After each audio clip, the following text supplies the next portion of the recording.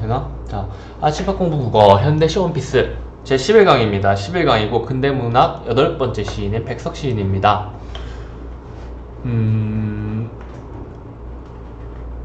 요게 아마 첫 번째로 시인을 2개 강의로 나눠가지고 하는 강의가 될 거예요. 백석 시인 같은 경우는 기출이 5개가 됐고 그 외에도 3작품 정도 더 봐줘야 돼요. 그래서 총 8작품 봐줄 건데 8작품 한 강의로 보면은 개토하거든. 그러니까 2개로 놓아가지고 요번 시간에는 3개 정도만 보고 다음 시간에 5개 정도 나머지 5개 다 볼 수도 있고 안 볼 수도 있는데 어떻게 될지 모르겠네. 뭐 아무튼 간에 기출 5개는 무조건 다 보는 식으로 가도록 합시다.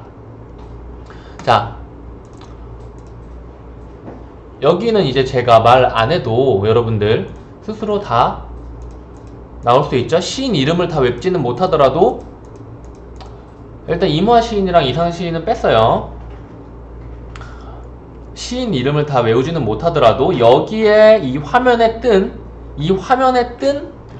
시인만 이렇게 보고 나서는 여러분들 이제 옆에 지금 몇 강째야 그쵸? 옆에 나온 거 전부 다 뿅, 뿅, 뿅, 뿅, 뿅, 뿅, 뿅, 뿅, 뿅, 뿅. 김용랑 시인 같은 경우에는 섬세, 세련, 서정시 요렇게 보고 가시면 되겠습니다. 요거는 백석 시인이에요. 백석 시인, 바람머리. 나도 뭔가 비슷할 것 같은데? 나도 머리 이렇게 올리면은 아무튼 백석 시인 같은 경우에는 되게 유명한 시인이에요. 그 정도만 아시면 됩니다. 되게 유명한 시인이고 작품도 많고 작품성도 뛰어나기 때문에 기출이 많이 됐겠죠.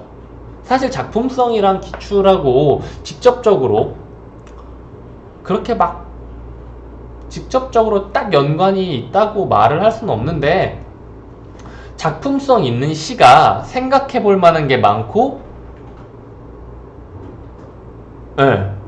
그 정도만 말해야겠다. 작품성이 있는 시가 생각해 볼 거리가 많아요.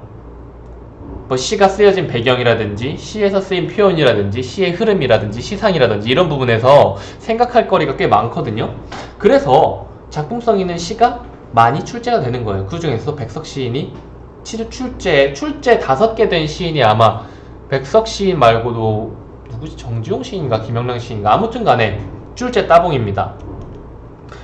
기출 5개 요렇게가 기출 5개고 이 아래에 있는 게 3개 정도 더 봐줘야 되는 거. 백석 시인에 대해서는 간단히만 짚고 갈게요. 시 보면은 이제 그 시인의 스타일에 대해서 이해를 할 수 있게 될 테니까.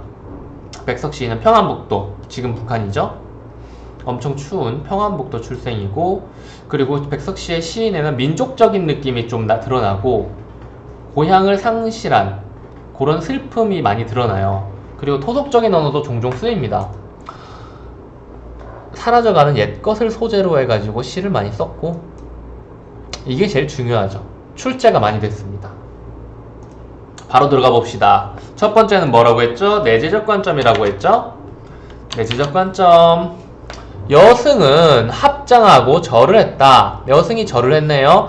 가지취의 내음새가 났다. 쓸쓸한 낯이 얼굴이 옛날같이 늙었다. 나는 불경처럼 서러워졌다. 1년에서 느낄 수 있는 게 뭐죠? 나라는 화자의 존재입니다. 그리고 여승한테서 가지취, 이게 취나물 이런가 일종인데 풀이에요. 풀냄새? 뭐랄까? 속세가 아닌 느낌.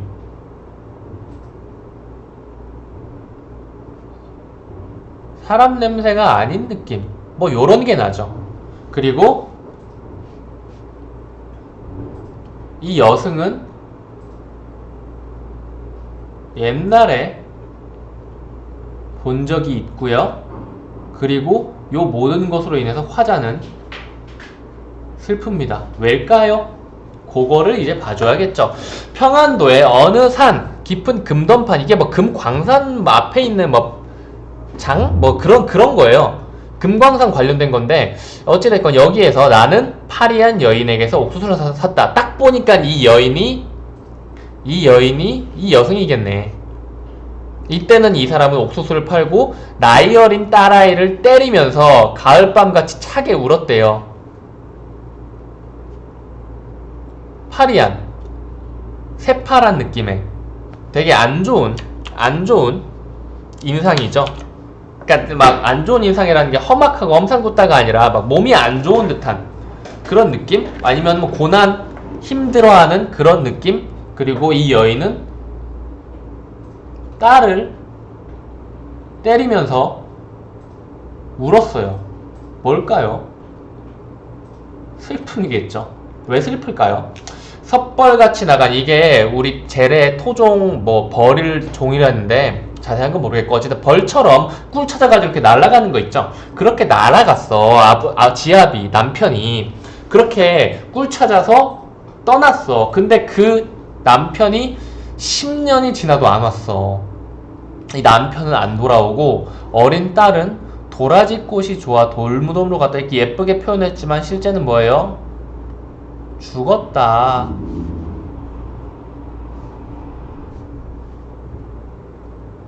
슬프다. 산꿩도 설게 울은 슬픈 날이 있었다. 꿩도 서럽게 울었다. 이 꿩이라는 게 다음 시에서도 나옵니다. 서럽게 울은 슬픈 날이 있었다. 이 슬픈 날이 어떤 슬픈 날일까요? 산절의 마당에 여인의 머리가 눈물방울과 같이 머리가 떨어지고 눈물도 떨어졌다. 뭐예요? 머리를 민다.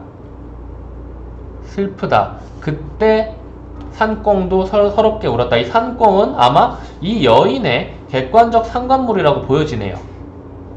오케이? 그러니까 보자면 화자는 여승을 만났어요. 화자가 여승을 만났는데 이 여승한테서 뭐 풀냄새, 속세를 떠난 냄새, 그리고 쓸쓸한 낯이 옛날처럼 늙어있는 낯, 그리고 그걸 보면서 내가 갑자기 슬퍼졌어요. 그 슬퍼한 이유가 뭘까? 이 여승의 과거, 옛날에 봤던 이 여승의 과거를 알기 때문이에요. 이 여승의 과거가 어떤 과거예요? 금광산 이런 거를 찾아가지고 이런 일확천금을 찾아가지고 떠난 남편을 10년 동안 기다리면서 옥수수를 팔고 이 남편이 딱 봐도 어린 아이를 왜 때렸을까? 어린 아이가 아빠가 보고 싶다고 때를 써가지고 때리면서 자기도 슬퍼서 울지 않았을까? 그러면서 10년 동안 기다리면서 딸은 그 사이에 병에 걸리든지 아파서 죽었어. 남편도 안 와. 하나 있던 딸을 혼자서 엄청 힘들게 키웠는데 그 딸도 죽었어. 너무 슬퍼. 그래가지고 이 여자가 택한 행동이 뭐예요? 불가에 귀의하자. 그런 겁니다. 자, 이제 외제적으로 한번 봐볼까요? 반영론적으로 봅시다. 이 백석이라는 시인이 이 시를 쓸 때는 일제하고 상당히 안 좋은 관계에 있었죠. 예전에 계속 이 전 강의들에서 봤듯이 이 근대문학 시기는 항상 일제와 관련이 있던 시기였어요. 일제와 관련을 지어가지고 요 여승이라는 시를 보면 어떨까요?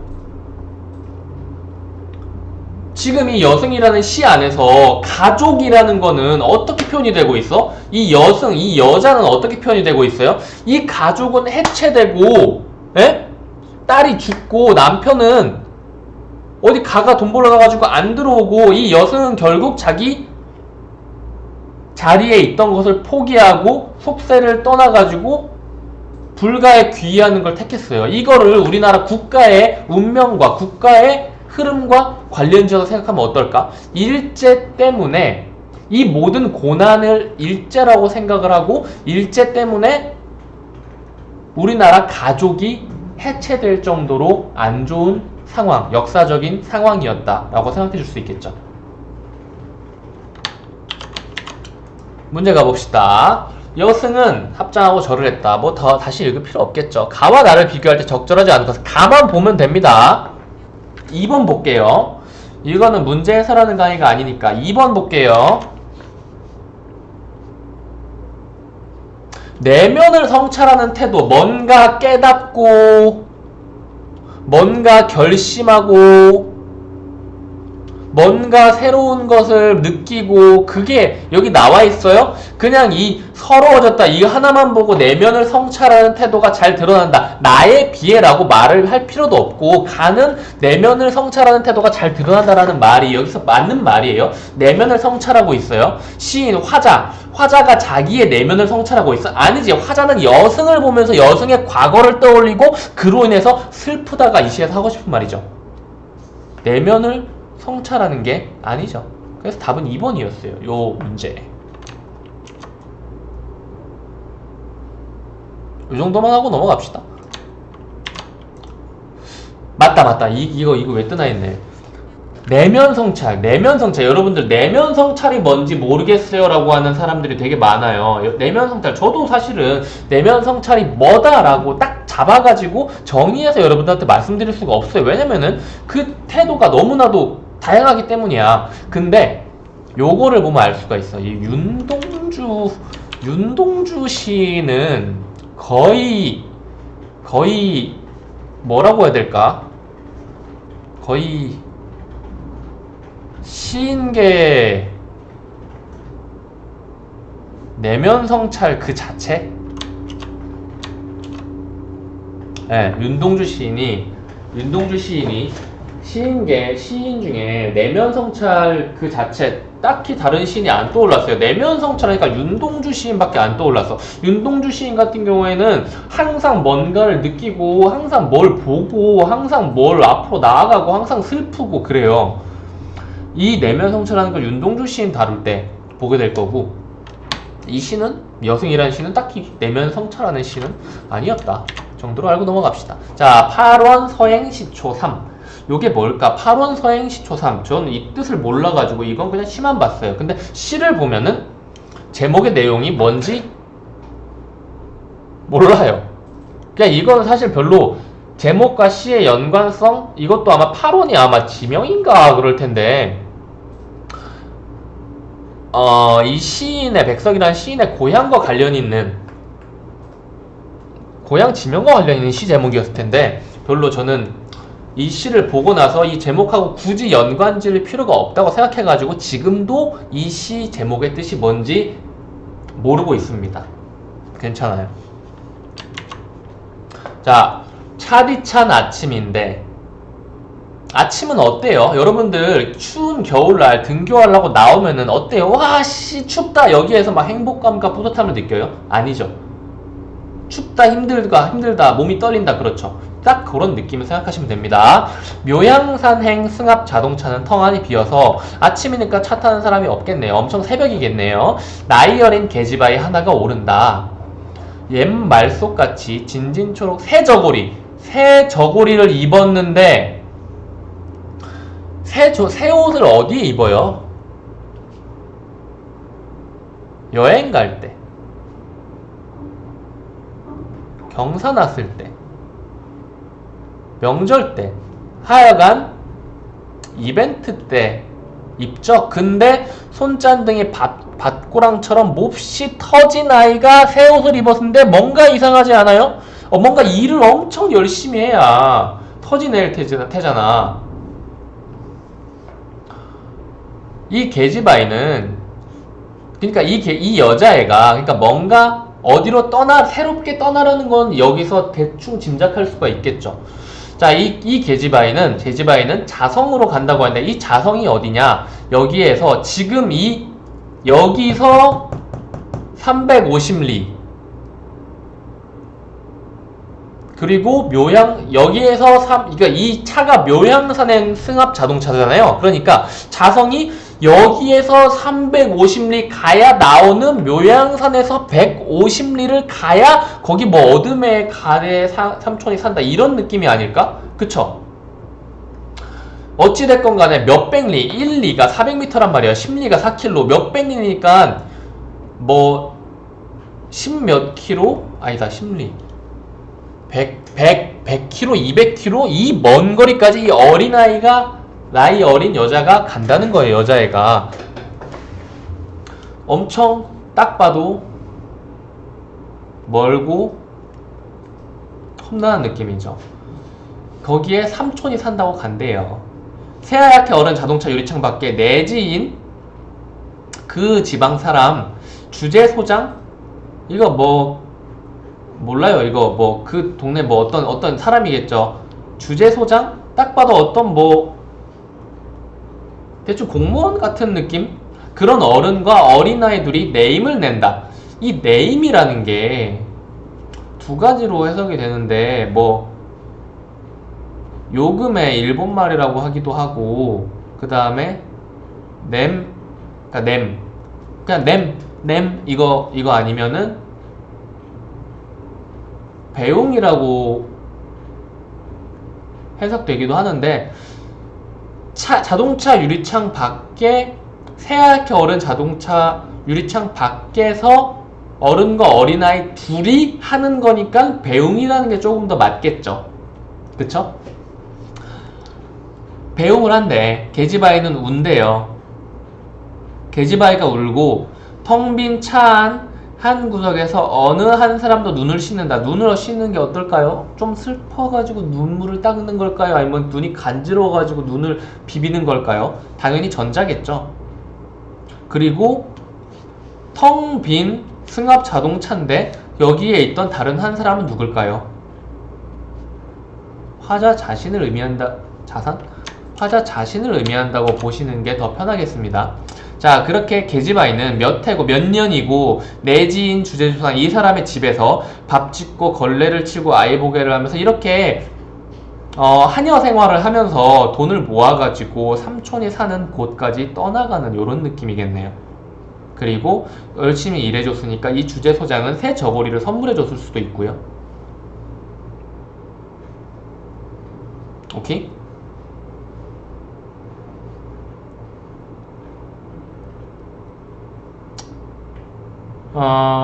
이 시에서는 여러분들이 봐줘야 되는 거는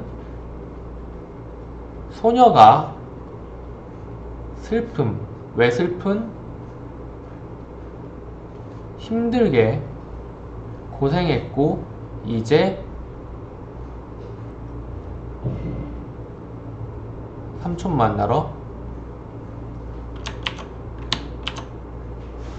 힘들게 몇 년 동안 고생했고 이제 삼촌을 만나러 떠나요. 삼촌 만나러 삼촌 만나러 떠나요. 이제 삼촌 만나러 떠나요. 그래서 슬퍼요. 몇 년 동안 고생을 해가지고 이 소녀의 슬픔, 이 소녀를 어여쁜지 아닌지 잘 모르겠지만 어찌됐건 이 어린 소녀를 슬프게 만들었던 거 그게 뭘까? 또 일제야. 또 이 일본이야. 이렇게 봐주시면 되겠습니다. 문제를 가볼까요? 기억에서 미음에 대한 이해로 적절하지 않은 것. 기억에서 어린 하나는 화자가 계집아이에 주목하게 된 계기를 나타낸다. 딱 보면은 나이 어린 계집아이 하나가 오른다. 이 부분, 이 행 뒤에서부터 이 여자에 대한 묘사와 설명과 어디로 가는지가 나오죠. 그러면은 주목하게 됐다고 생각해 볼 수 있겠죠. 무슨 말인지 알겠어요? 아니 주목도 안 하고 그냥 아무 생각도 없이 이렇게 있다가 그냥 듣고 본 걸 수도 있잖아요 라고 말을 할 수도 있는데 그거는 그냥 여러분들 일상생활에서 가능하고 이건 이 시잖아요. 이 시에서 이 여자에 대해서만 이야기를 하고 있잖아. 지금 이 여자애가 이 시의 중심 인물이잖아. 그러니까 당연히 이 여자의 여자에 집중을 해가지고 생각을 해줘야죠. 그렇게 생각을 한다면 충분히 말이 될 만한 이야기죠. 1번 선지는. 그쵸? 2번 니은에서 밭고랑에 비유된 손잔등은 계집아이의 고달픈 삶. 여러분 손등이 부르트려면 얼마나 열심히 일해야 되는지 알아요? 그쵸? 고달픈 삶 인정? 자 3번 디귿에서 350리 150리는 계집아이의 여정이 고단할 것임을 나타낸다. 엄청 멀잖아요. 먼 길을 떠나는 게 고단해요? 아니면 너무 편해요? 침대에 누워있는 것보다 먼 길 떠나는 게 편해? 아니죠. 고단한 거죠. 자, 4번. 리을에서 유리창 밖은 안과 대비되어 육친과 이별하는 계집아이의 슬픔을 강조하다. 육친은 묘양산에 사는 삼촌이 육친은 확실하죠. 근데 내 지인 주제소장 같은 어른과 어린아이 둘은 이 계집아이한테 일을 시킨 사람들이지. 이 사람들이 육친인지 실제 이 여자애의 친척인지 이 시에서 나와 있어요? 안 나와 있죠. 그쵸?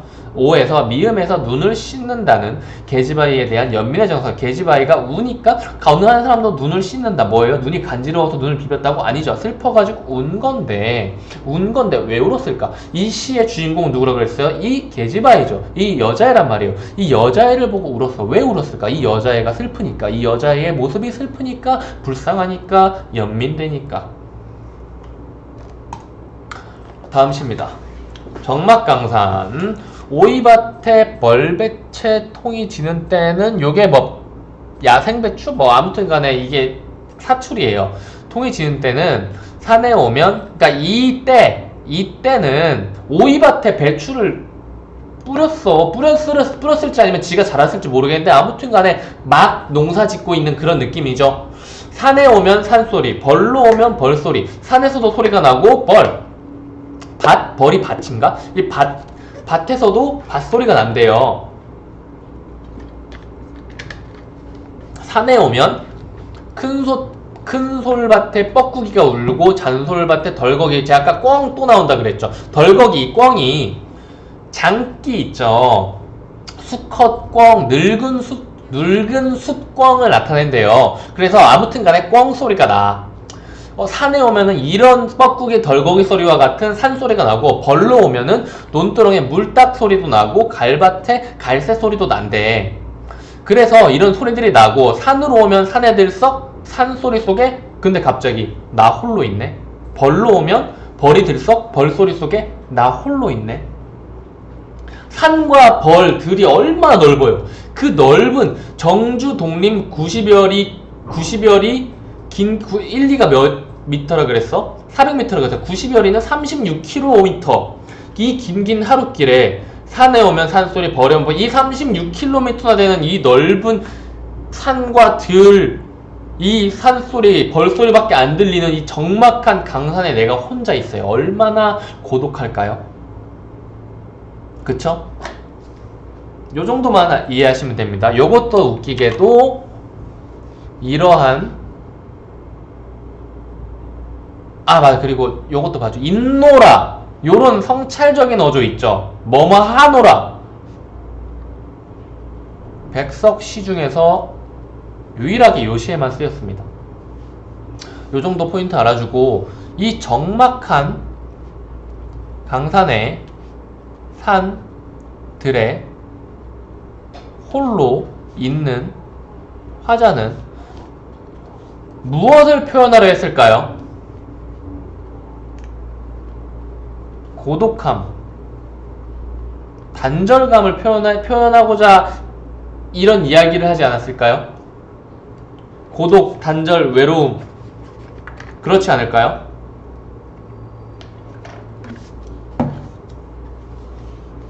요것도 갖다 붙일 수 있습니다.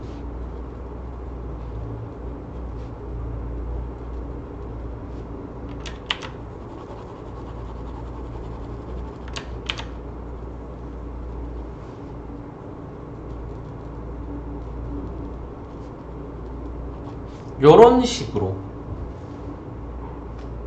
식으로 요것도 갖다 붙일 수 있어요. 너무 억지 아니에요 라고 하시지만 나중에 만약 기출이 되잖아요. 그래서 거기서 반영론적인 보기가 나오잖아요. 요게 나올 수밖에 없습니다. 뭐 내가 신은 아닌데 뭐 내가 뭐든지 다 맞출 수 있나? 근데 만약에 반영론적인 게 나오면은 그때 당시의 현실하고 연관을 짓는 거니까 당연히 이렇게 나올 수밖에 없다는 거예요. 무슨 말인지 아시겠죠? 문제를 풀어볼까요? 자, 나를 이해한 이 적막강산을 이해한 내용으로 적절하지 않은 것은 1년의 일행은 벌배채, 들배추, 야생배추가 여물어 가는 때라는 의미로 산과 벌의 계절적인 배경을 드러낸다. 그렇겠네요. 통이 지는 때가 여물어 가는 때라고 친절하게 설명을 해줬네. 배추가 여문다. 어떤 계절일까요? 몰라. 아무튼 배추가 여무는 계절이죠. 자, 1년의 이행 삼행은 산과 벌에 대한 경험을 청각적으로, 산소리, 벌소리 청각적으로 제시하고요. 2년과 3년은 산과 벌에서의 청각적 체험을 구체적으로 나타내죠. 산소리를 이렇게 구체적으로, 벌소리를 이렇게 구체적으로 나타냈죠. 그리고 4년은 산이 벌과 상반된 공간적인 의미를 지님을 드러낸다.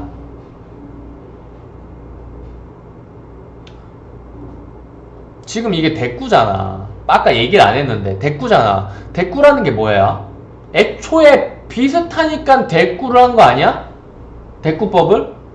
애초에 산이든 벌이든 다 비슷하니까 이 화자가 어때요? 산, 벌 모두 다 합쳐봐야 난 여기에 적막한 강산에 혼자 있다. 이걸 말하고 싶은 거다. 그럼 산과 벌이 다른 곳이야? 아니죠. 이 화자한테는 똑같은 적막 강산 안에 있는 그 부분인 거죠. 그쵸? 상반된 공간적 의미가 아닌 거죠. 답은 4번이에요. 5연은 산과 벌에 대한 체험의 의미를 집약하여 마무리한다. 체험의 의미가 뭘까요? 고독한 적막강산에 내가 혼자 있다. 이렇게 체험을 했어. 이 산과 벌을 이렇게 체험을 했어요. 그리고 나서 이 적막강산에 나는 있노라. 사람 소리도 안 들리고. 안 들린단 말은 없지만 딱히 사람 소리도 안 나잖아요. 산소리, 벌소리밖에 안 들리잖아. 이 90여리, 36km 이 긴긴 하루길에 나는 혼자 있노라. 뭔가 시상을 집약하는 느낌이 드는 행위기도 하고요. 연이기도 하고요. 그쵸? 체험의 의미를 집약할 마무리. 너무 거창하게 이야기를 해가지고 여러분들이 헷갈렸을 수도 있는데, 요거는 좀 뭐라고 해야 될까? 현대시에서 그냥 시상을 집약한다. 이 시 자체를 체험으로 이야기를 하고 있으니까 시상을 집약하는 연이다 정도로 생각을 해주시면 되겠네요. 자, 요 정도로 하고 숙제입니다. 오늘 숙제는 여러분 오늘 수업 들으면서 필기한 내용 제출하세요. 네오펜으로 하는 학생은 네오펜으로 한 거 국어 게시판으로 선택해서 제출하셔도 되고요. 그리고 뭐 이거 인쇄해가지고 필기한 학생은 그렇게 제출하셔도 되고, 제가 여러분들 믿으려고 했는데 제대로 하는지 확인을 해야겠어요. 제대로 필기했는지 확인을 해야겠어요. 요거 이 자료 파일 인쇄해가지고 필기한 학생은 그거 그대로 찍어서 제출해도 되고, 노트에 한 학생은 노트에 찍어서 제출해도 됩니다. 아시겠죠? 그 다음은 백석 시인 두 번째, 나머지 작품 5개 중에서 5개를 다 할지 골라가지고 서너 개를 할지 모르겠는데 어찌됐건 거기에서 만나도록 하겠습니다. 여러분들 고생했어요.